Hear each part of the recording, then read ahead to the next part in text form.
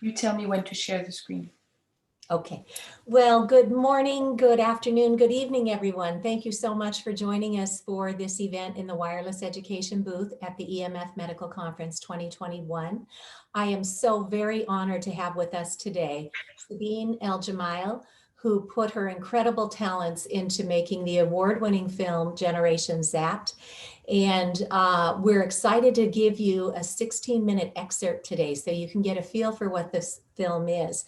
It has been one of the best teaching tools that I've used when I'm out doing public speaking and sharing with our communities why there is urgency in addressing the wireless radiation issue. And those who watch the full film will recognize several of the speakers at this year's medical conference. There's Dr. Deborah Davis, there's Dr. Magda Havas, and I was honored to have a few moments of the work I've done with schools featured in the film. So with that, I would like to give a very warm welcome to Sabine. And thank you, Sabine. If you can just tell us a bit about the film and how you got involved with it, and then share the excerpt. Then after that, we can have some time for questions and answers. So welcome. Thank you, Cece, for having me, and thank you for organizing all the screenings that you've organized with Generation Zapped and being part of this conference to continue raising awareness. I started making this film in 2014, so a lot has happened since then in the wireless world, and how much, especially with the pandemic, how much we use our Wi-Fi and tablets and our technology, and frankly, thank God we have it at the moment in this past year. But when I started making the film, my son was going into 7th grade, and I was visiting private schools. And at the moment, it was the 2012, the iPad rollout in Los Angeles in the school system. And when I visited the school, I was becoming aware of what impact. I was concerned about the screen, impact of the screen, how much time they spent on the screen. And then when I saw this classroom with all the iPads, all the kids, the router in the classroom, the smart board, it just like hit me like, oh, but if it's not only the screen time that matters, it's what it means, like what radiations are. And that's when I started researching it. I started making changes in my own house, talking to my friends, to my kids, and nobody believed me. And at the time, I'm a filmmaker, and I thought, you know, the power of the media, I need to make a film about that. There's no films about that. So that's how I started making the film. And it was for my kids. Well, bless you, and thank you for doing that. That's how I fell down the rabbit hole too, is I spent years bringing this technology into my schools, and then an electrical engineer friend tipped me off there could be harm. So yeah, we hope that every parent will take this issue very seriously, but also enjoy what you have produced, because it's beautifully done. It's not fear-mongering, but we will hear directly from world-leading scientists, doctors, and public health experts. So with that, feel free to go ahead and share your screen. Yeah. And get us started. I did actually. We chose a clip on the school system. So. Oh, excellent. Here we go. Share screen. That's the one.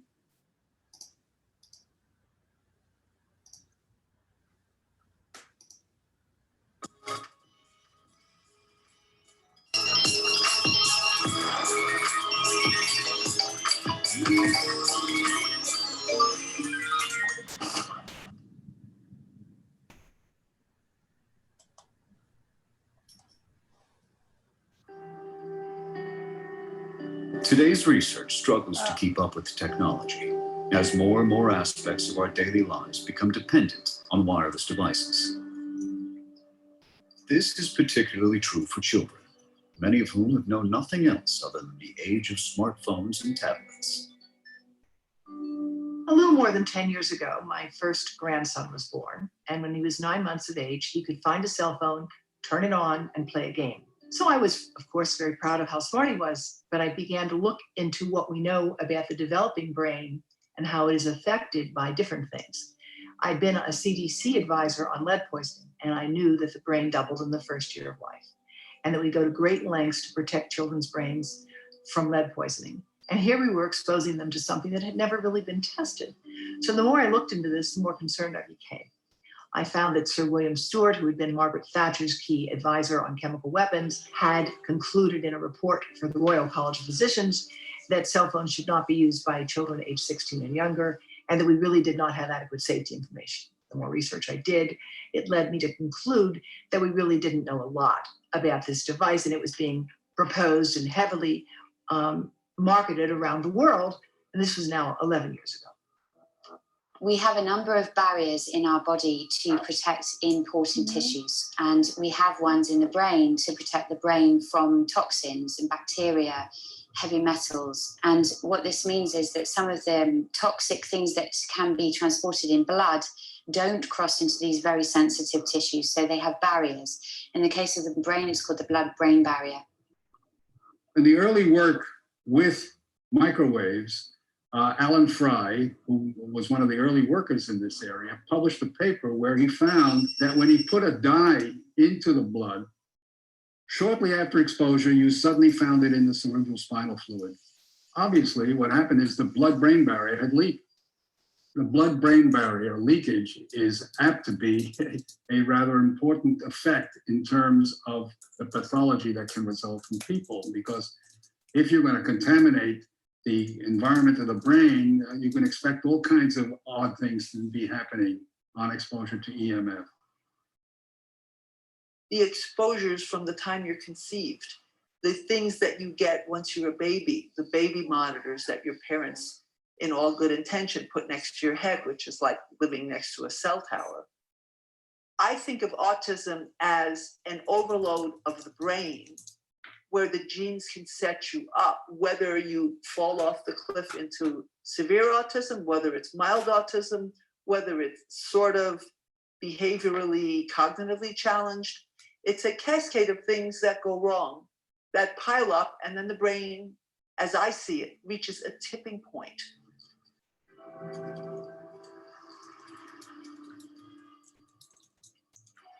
The exposures that we now have are unprecedented. I remember a life without this kind of radiation.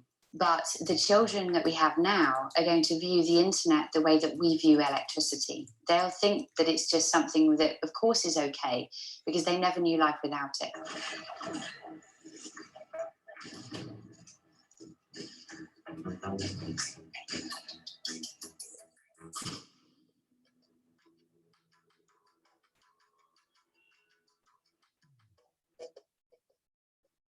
But in terms of legislation to protect children, yeah, the level in classrooms, in my opinion, should be 0.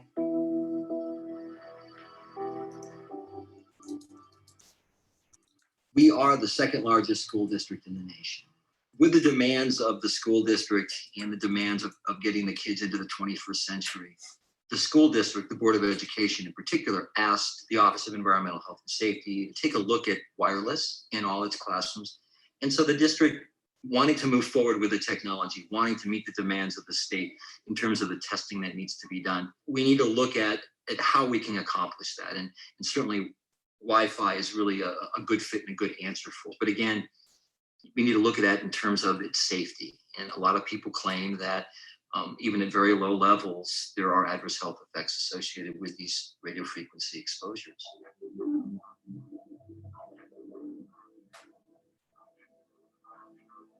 The recent attempts of various school systems to try and enrich the educational opportunities of the students is sort of leading them into some peculiar blind alleys.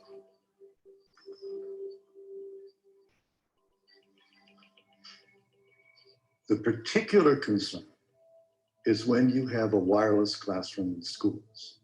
You have one router and you have 20 or 30 kids with a wireless laptop. That is going to be a really hot Wi-Fi environment. And those children are going to be exposed to that radio frequency radiation for as long as they're in that classroom. Most of the classrooms were configured in a way where we had longer tables in a classroom.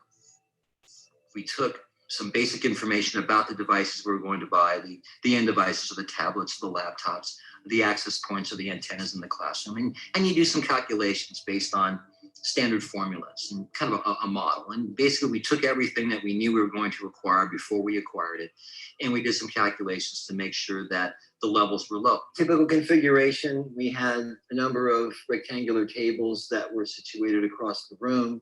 We had students that were located around each one of the tables. The district felt that we should establish our own internal threshold for acceptable exposure.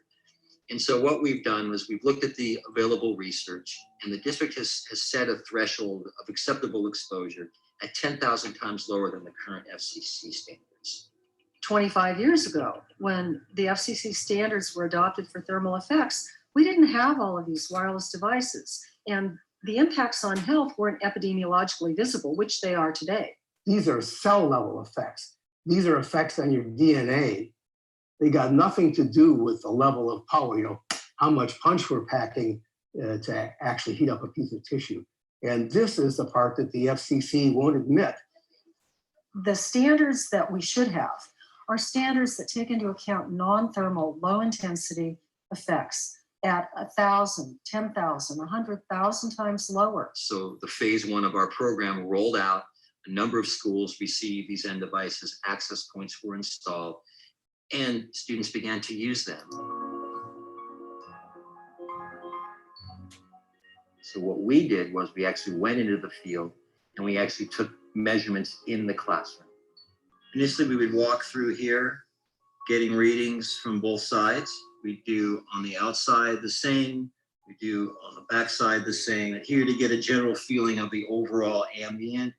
We focus on the router that is on the ceiling, but we're forgetting to think about all of these 25 additive energy producers in the room. Far exceeds the amount of energy being produced by that single wireless router that's on the ceiling. One piece of this is particularly important, and that is the tablet itself. These tablets are extremely high radio frequency emitters. They have either 3 or 4 or 5 antennas built into the areas where you can hold one. When I looked at the Apple User's Guide, and if you take the time to scroll through it and you look at radio frequency radiation issues, there's a paragraph that will light your hair on fire because it says, a small percentage of people may be susceptible to blackouts or seizures. Discontinue use of Adhd and consult a physician if you experience headaches, blackouts, seizures, convulsion, eye or muscle twitching, loss of awareness, involuntary movement, or disorientation.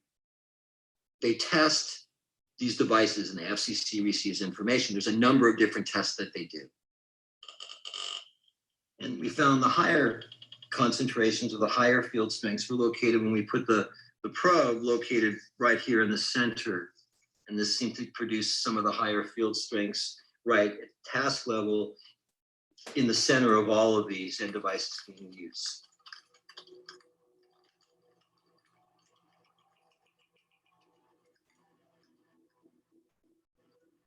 We've got an analogy of a classroom being the inside of a microwave oven set at very low power. Children are exposed to that Wi-Fi radiation 6 hours every school day, 5 days a week, and for several months during the year, 13 years of school. It's a very disturbing trend that we're setting up by irradiating some of the youngest and most vulnerable people in our population. Most parents are oblivious to this whole issue. They think Wi-Fi in schools is the greatest thing since sliced bread because they have no understanding of the concern.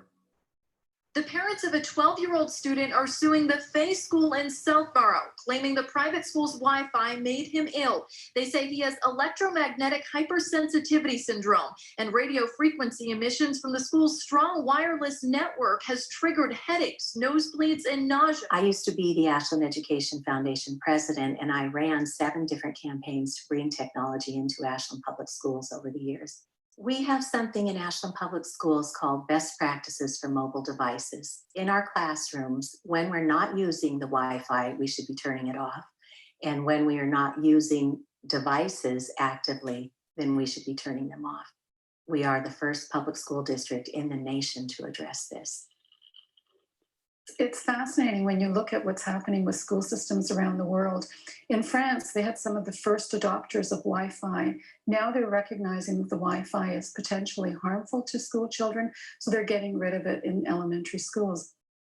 I think the European Union, I think other countries, Canada and Sweden and others, have different approaches to control of wireless technology, and that's certainly their prerogative. If it's just because you don't want any Wi-Fi or radio frequencies, well then yeah, that's what you do. If that's their threshold of none, well then that's their threshold of none. It's particularly tragic because a wired computer classroom will not expose your child to radio frequency radiation. People have brought this to our attention, have recommended that a wired technology, fiber optic, for example, is certainly a better way to go and might even be more reliable. And we understand that. But the district, because of what's happened in 2009, moving forward to today, with the requirements under the Common Core program, the testing, and the sheer number of schools and classrooms, to actually meet the timeline and actually go ahead and put 30 drops in an individual classroom is an unbelievable daunting task, and I don't think logistically possible.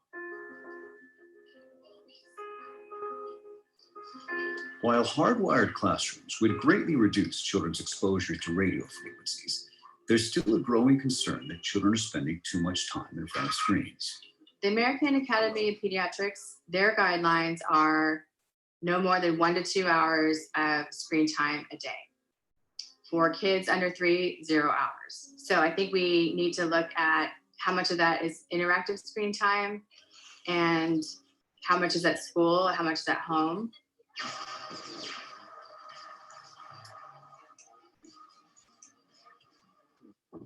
Kids become addicted to their signals. You can go into a nice restaurant and there are 4 people sitting at a table and they're all doing this, not even interacting with each other. And there's been such a change in the way people interact with each other. It's all about them. And it's not just because of Facebook. It's all about this is more important than interacting with you. From a psychological point of view, from a development point of view, those things are important. To be able to focus, to be able to remember things, to link complex thought, to track somebody's facial emotion as it has subtle shifts. All of these things require incredibly high levels of subtle coordinated brain function. That general concept, to me, is what links the various brain problems that people are facing, ranging from Alzheimer's, where you can't remember, to attention deficit, where you can't focus, to behavioral dysregulation, where little things send you flying off in one direction or another. When you look at all of these at the chemical level, you see varying degrees of severity of depletion of protective substances like glutathione in the brain. And you see brainwave changes. In addition to that, there's a few things with electronics that seem to impact sleep. The first is the screen itself.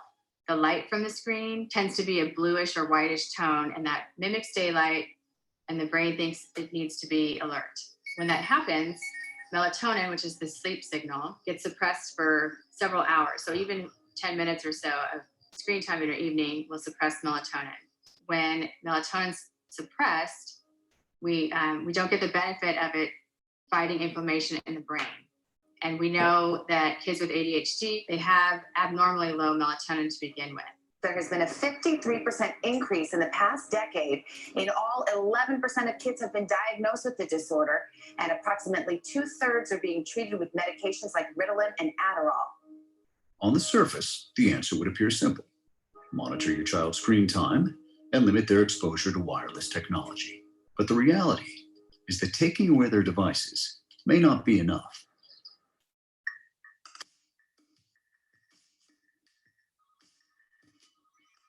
Every day, new technologies enrich our lives. 5G and all its wonders is coming to a lamppost near you. So take precautionary steps to reduce your exposure.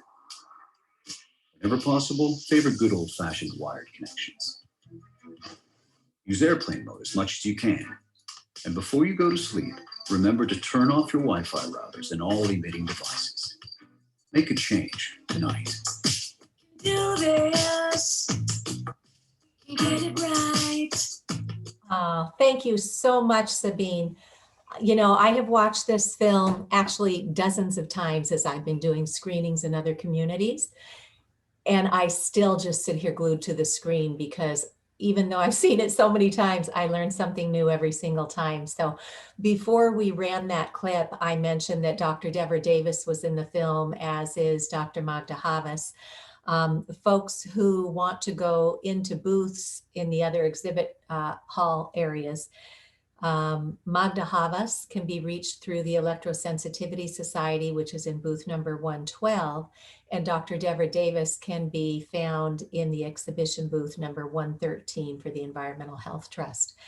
And I also wanted to mention that Dr. Martha Herbert, who is the neurologist that was in that clip, she has a booth as well called Higher Synthesis, and that's booth number 120. And, you know, bless Dr. Martin Blank, he passed away after the film was released. And his son has a booth also at the conference, and the conference is in fact dedicated to his father. So that was a lovely tribute. If there is anybody with us who would like to ask any questions, feel free to unmute yourself and we will go ahead and entertain your questions. Hi there and good morning. Good morning, Laura. Do you want to unmute your camera too? I can. I'm not really dressed. Oh, I forgot I put a fake background on. It looks wonderful. I'm reading a book about China. Oh, are you really? This was actually, I was playing around with my camera on a Zoom call last week, and this was just a picture I happened to have on my laptop. I forgot it was on. Hey, I really love your film. You did an amazing job, and you pulled together so many wonderfully articulate guests who are, you know, very well known in their areas of expertise. I will say Dr. Herbert's point about children possibly not taking in social cues from facial changes and conversation and the back and forth of conversation and the pausing and I think that's really another super important point, because that kind of even goes beyond just the biophysical thing that can be happening. But boy, that's a big contributor to loneliness and isolation. And that has actually weighed pretty heavy on me, especially with everyone trying to school from home and work from home, and people's social connections just quite limited right now.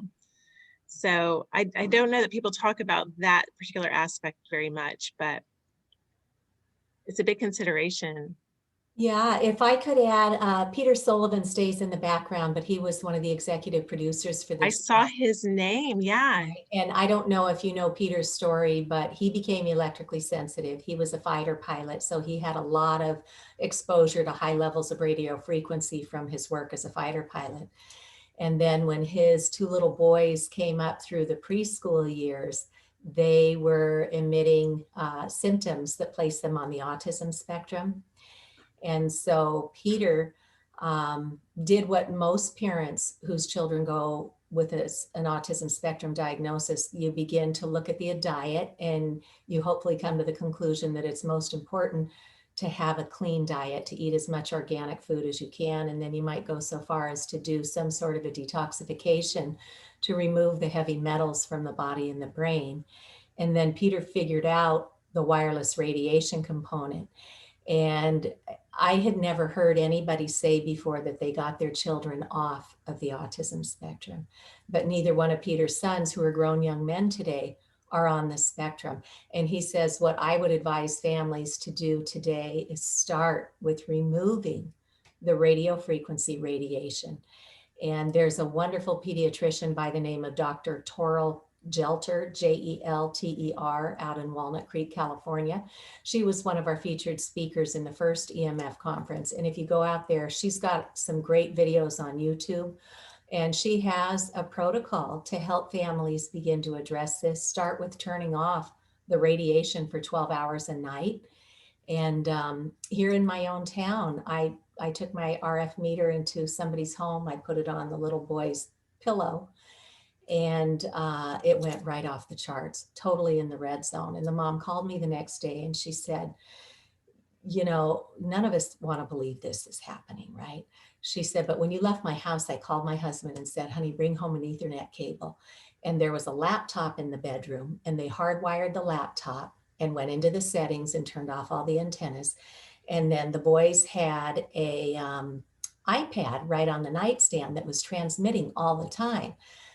But once they learned a little bit, they realized everything the kids do on that iPad is on the iPad. They just use it for listening to music, and their music was downloaded. So there's no reason to have any wireless on when you could just enjoy the device for the entertainment that's on there. And she said, I want you to know that my little guy slept through the night for the first time in his life. And I went, whoa, how old's your son? And she said 2.5. So for any of us who've had the privilege of being parents, we know that when those little ones aren't sleeping, the whole family is knuckle dragging, you know, so to think that this family for 2.5 years had this baby up in the night all the way through toddlerhood, every single night. And then she called me 2 weeks later and she said, my older boy, who was 7.5 at the time, was placed into a modular classroom because we had a population bubble at his age level that year. And that modular classroom had not yet been outfitted with Wi-Fi. And she said, my husband and I are just kind of waiting for the other shoe to drop because this child had severe behavioral issues. And with just a couple of weeks of living in a home that doesn't have wireless, of getting clean sleep and having relatively low exposures at school, they said he's like this completely different child. He's happy. He's able to actually engage and play with his peers. And with what? A 1-hour conversation. So I really, really encourage people to get the education that is available now, which, you know, when Sabine fell down the rabbit hole, when I fell down the rabbit hole, we didn't have these great teaching tools. So watch the full film, Generation Zapped. You can go to generationzapped.com. And wireless education, we've distilled all this down into about a half-an-hour course. There's a schools and families course, and there's a corporate safety course. So literally in a half an hour, you can level set with your family, with your colleagues, with your schools. Just say, please take this little course or watch this film, and then let's have a conversation about it. So we are ready at Wireless Education. We can train an entire school or an office literally on your lunch hour today. So it's all there, and we hope people will take advantage of that. We're going to be giving a tour of the courses themselves on Saturday on the lunch hour at 12:15 on the schedule Pacific time. So we'll make video recordings available of that. We'll make this recording available too for those who are visiting another booths at this time. Sabine, other thoughts, or Laura, other questions? I'm just so glad y'all have these resources for us. I find the hardest part is, I mean, you're dealing with big numbers of people, but I see a problem even within households. You know, one person might kind of be open to considering it, but other people don't even want to go there. And because of that, the other person chooses peace. You know, they don't want to ruffle anyone's feathers. They don't want to change the way they're doing things. So I think it really just takes a lot of planting of seeds, essentially, but the high quality content that you've put together is going to no doubt be really helpful. So yeah, I'm really excited because I'll use this documentary. The film, I had many skeptics, including my husband, and who only, I mean, I worked on making the film for like 3 or 4 years by the time by the time it was distributed. And it's only when he saw it with other people on a big screen that he started turning off the Wi-Fi.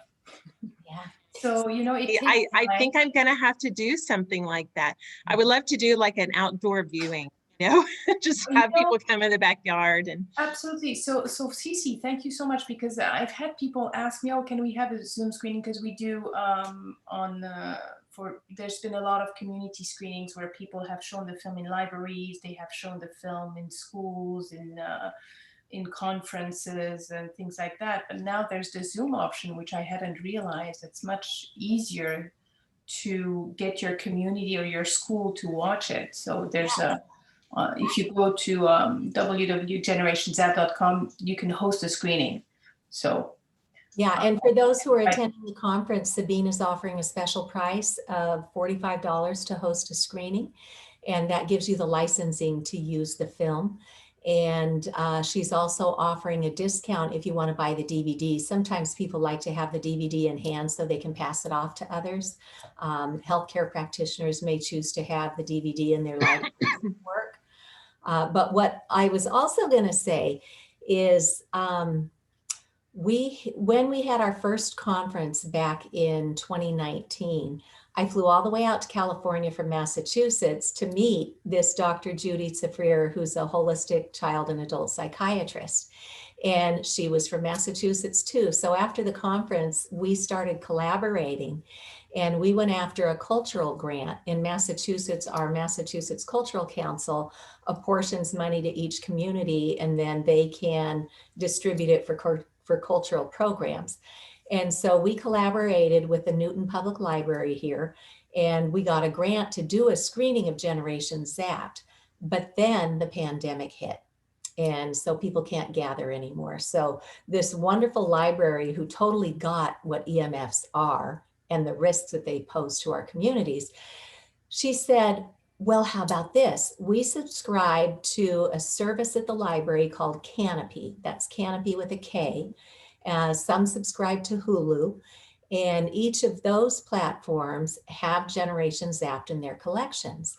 So what this librarian did is she sent out a notice to her distribution list in the community and said, please, on your own time, go in through your library card and watch this award-winning film.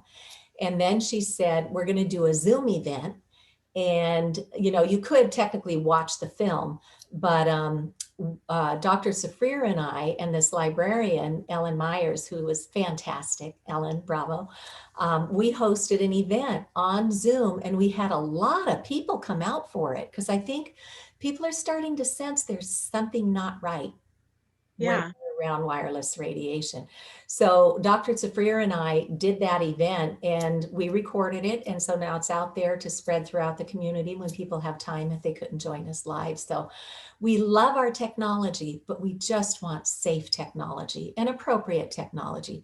Spending, you know, excessive time in front of a screen is never going to be the healthiest thing you could be doing. I keep this little sign next to my desk that's called 50 Ways to Take a Break.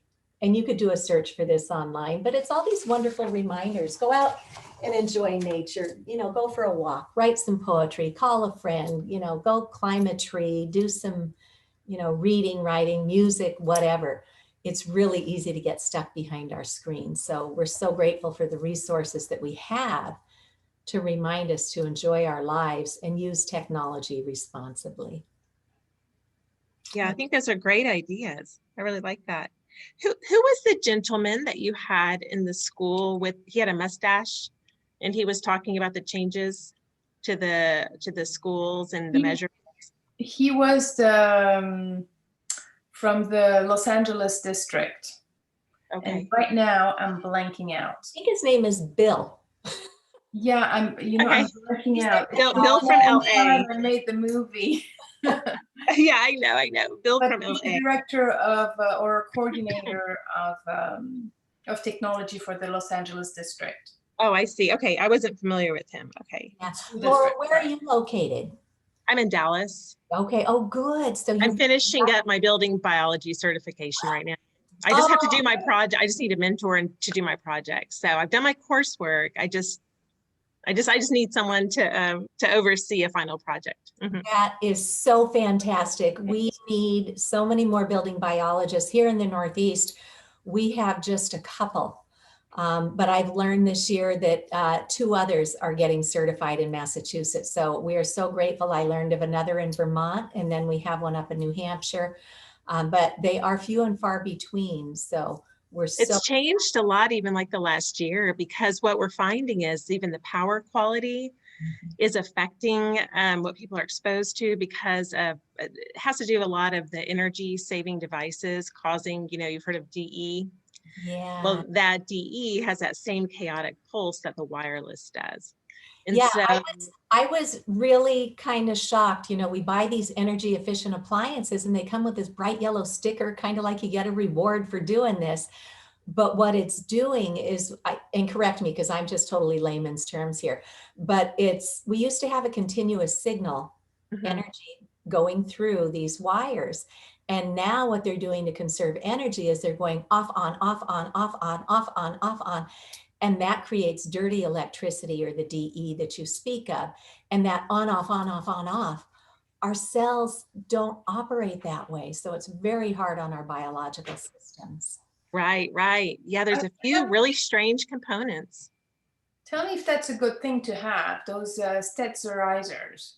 It's what I'm finding is there's almost no absolute, yes, great idea, or no, not good idea, because this is where it got really complicated this year.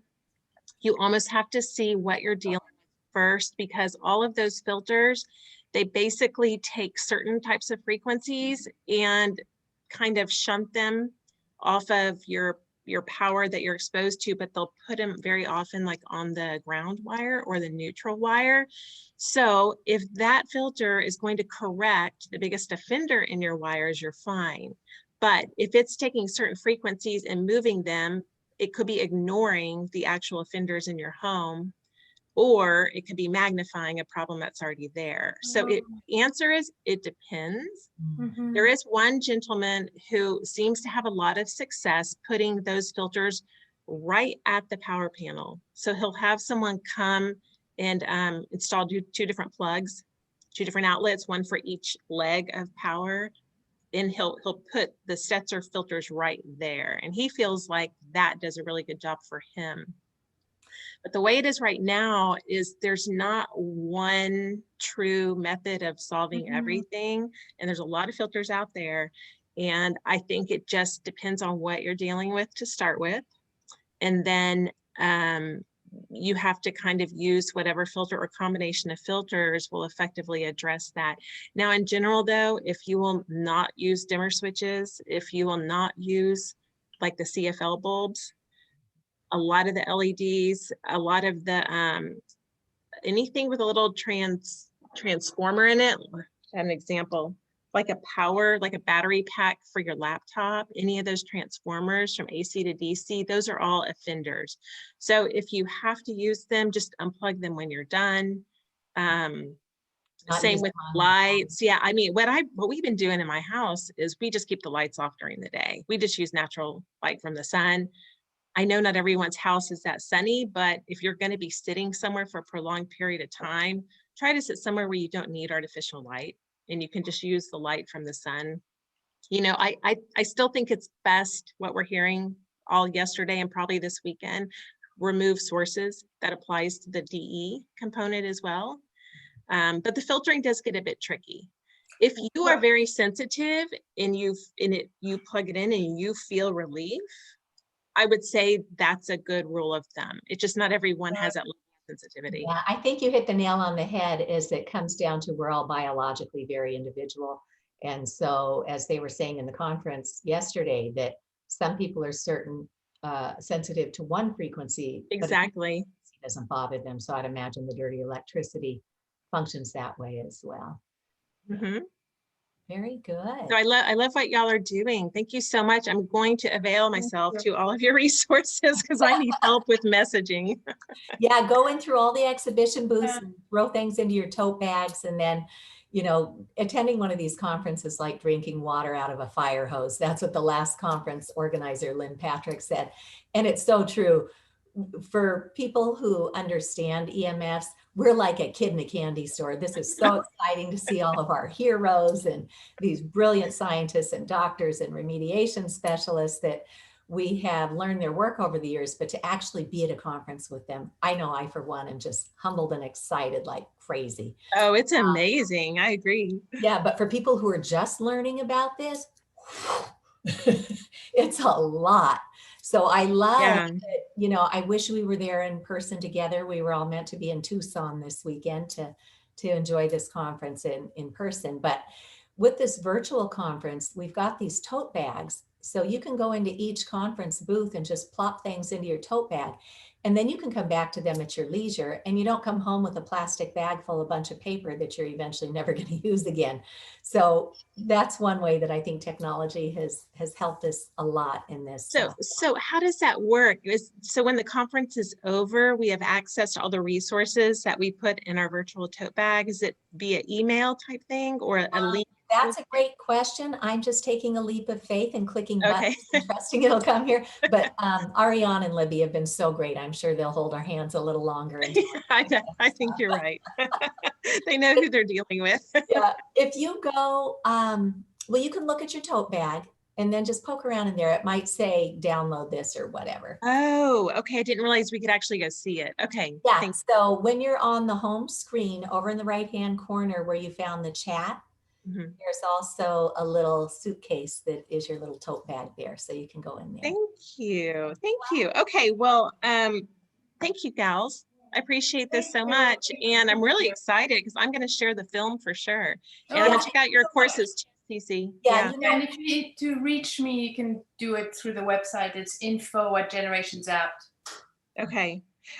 Honestly, I'm not really gathering with a lot of people these days. My kids are now, well, they're older, but they're also homeschooling. So I don't have my we used to be very involved in the schools, and actually we're a part of a couple co-ops, but I don't quite have my my big support, daily support groups as intact as they used to be. And we're renting. We started on this path because of a mold illness sort of thing. So we're still searching for that home, but hopefully it'll come together, this year sometimes. And I do envision having almost like a classroom type thing that people can come into my backyard. It's expensive to have a building biologist to your home, but some people might want a DIY approach. So that's kind of what I envision. So your resources will help me a lot to that end. Yeah, and I can completely relate when you said, oh, my husband not really on board with this. I was diagnosed with leaky gut syndrome actually right around the same time I figured out EMFs. I figured out that I had been consuming foods that were wearing my insides out for 50 years because they were chemically grown, right? So he didn't even want to hear the term leaky gut syndrome, which is officially known as intestinal hyperpermeability, which doesn't sound any better. So some people are very mainstream. They don't want to hear it, right? So what I suggest is that, Valentine's Day is coming up right around the corner. Say, sweetie, what I would love for Valentine's Day is for all of us, our kids, mature adult or mature adolescent to adult kids, our kids, our spouses, our parents, aunts, uncles, whatever, say, what I would love for Valentine's Day is if you could take a half an hour and go take this little course. I really want people to talk to about this. And I think you might recognize that there are some ways that you can have better technology than just using Wi-Fi all the time. And focusing on better technology, one of my best friends said, Cece, just call it better technology, because she finally hardwired. And she goes, it's so much faster. The signal's way more reliable. It's more sustainable. Your data's private. So we've just been sold a bill of goods with all Wi-Fi all the time. Right. But when you take this little course, literally, you can complete it in like a half an hour online. You'll learn the science, you'll learn the risks, you'll learn what the medical recommendations are and what other countries are doing, because we are way behind the 8 ball here in the United States. And then you can print out a tip sheet at the end. So it gives you something concrete as a reminder. And you can all sit down together at a kitchen table or a virtual call and say, wow, I don't want to believe this, but what do you think we ought to do? Maybe the first thing we do is realize we never want to put an active device back on our body again. We probably really should look at how we can turn everything off at night, maybe start using timers on the router, and then ultimately just hardwire your router and get rid of the wireless signals. So it makes it easy to have a genuine conversation instead of having to feel like the bad guy taking away their toys, right? Because we're not taking anything away, we're giving better technology. But you have to get through that mindset, that mind shift. And that's what the industry's been so prolific with. So yeah, it can seem very big. So for someone to break it down in an organized way to kind of bring people along, that's a good idea. yeah, so give that a try. Let me know how it works if you do decide to go that route, or if you do a screening of Generation Zapped. I can be brought in to co-host screenings if people would like to have me do that. I love doing that. Wonderful. Well, you know, every Tuesday, we have a Tuesday night Zoom with some building biologists. There's usually about a dozen of us, and we'd like to have guest speakers sometimes. So maybe one of y'all would like to be our guest one week, maybe. I would be honored to. I don't know if Sabine has moved on from her work on this film or not, so I'll let her answer. Oh yeah, definitely. I mean, I'd rather people see the film because all the information is there. And right. then I'm more from because I'm a filmmaker, so I did the film. I'm doing this in my life, but Cece is more the educator. So sure. A lot of people usually see the film and then have Cece intervene. Oh, that's okay. Yeah, that's great. Okay. I'm definitely going to recommend everyone see the film if they haven't already. Some of them probably have already seen it, but yeah, I mean, if you go on the web, I mean, it's easy. I think it's on Google Play, Hulu. No, is it Vudu or Hulu? It's on Vudu. Yeah, Vudu. It's on Canopy. It's on and if you go on the website, you can see where it's playing and buy the DVD. Well, and it's helpful too, because we can get lost in the weeds. So I think it's helpful to back up and see it with new eyes to get new basic vocabulary to help people understand. So yeah, and I think it will be very helpful for your clients too, because as you said, somebody gets sick, they find a building biologist, but then they don't have any support system to help them through this once you go in and do your work.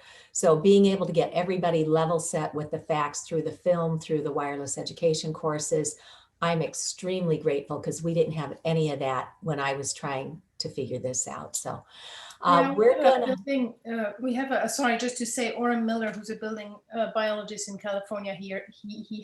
I think he bought like 50 DVDs or whatever he has. It's part of his when he does a house. Okay. He gives a DVD or people buy it. I'm not sure how that works. Oh, I didn't know he was handing this out. Okay, yeah, I think that's great. Because it's very it's made for novices. It's really children at 12 years old, 11, 12 years old, even 10, maybe, no, probably 12 years old. It's easily accessible from 12 on.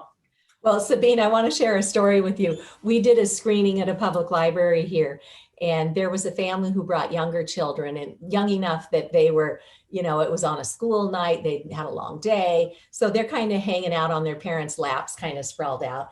And I'm thinking, wow, I don't know if they should have brought their kids. So at the end of the film, I said to this little boy who was probably about 8 years old, I said, so thank you for coming. What did you think? And he said, turn off the Wi-Fi. That's really good. That's really sweet. I think we do underestimate the openness of our young people to this message. I think a lot of parents just say, no, it'll never work. But sometimes the kids they're okay. Yeah. And that's what we hope. We hope that through our schools and families course, that schools will show this, and then the kids will go home and go, Mom and Dad, you know, we really need to look for technology. So that's the best way to make it happen. Yeah, I need to wrap this up. The conference is about to begin the second day, and we're so excited. So thank you to everybody who contributed to Sabine's film and for her life's work for 4 years to bring us this incredible resource. So, and I also want to mention it won Best Documentary at the DC Independent Film Festival. It won Best Documentary at the Women's Independent Film Festival. It was an official selection for the United Nations Association Film Festival. And then there's all these other laurel wreaths for other accolades that it won. So the world appreciates your work, Sabine, and we are so very grateful. Thank you, Cece. And so I do appreciate your work. All right. And Laura, thank you. I'm so excited you joined us today. I am recording this. Is it okay with you to share it with others? Absolutely. Yes. Okay. Do I have your permission, Laura? Oh, okay. Sure. Great. All right, everybody. Have a wonderful day. Bye-bye. Thank you very much. Bye. Bye.